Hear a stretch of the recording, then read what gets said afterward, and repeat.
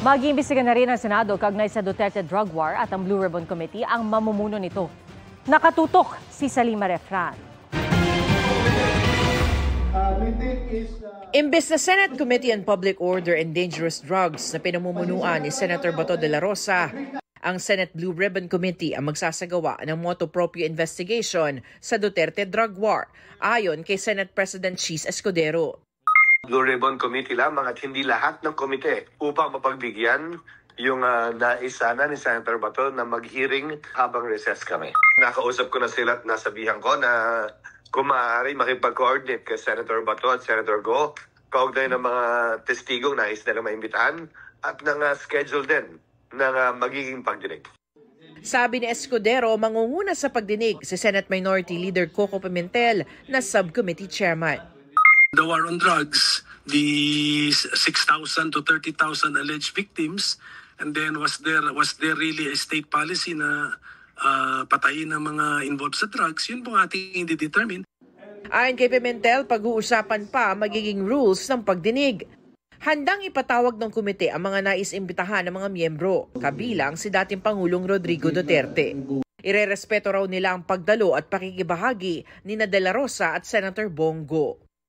I'm really objective and I'm fair, and then I will follow the evidence.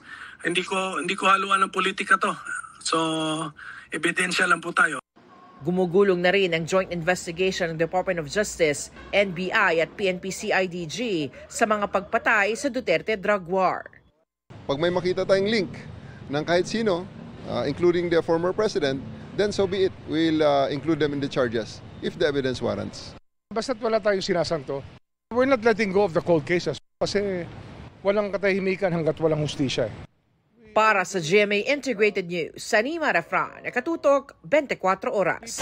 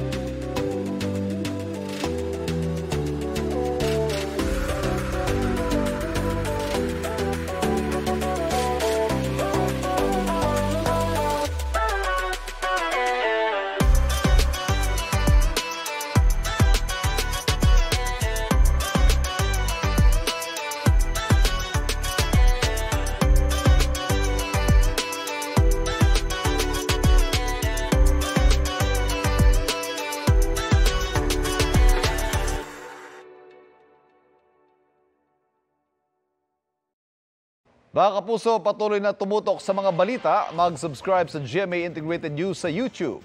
Sa mga kapuso abroad, samahan niyo kami sa GMA Pinoy TV at www.gmanews.tv.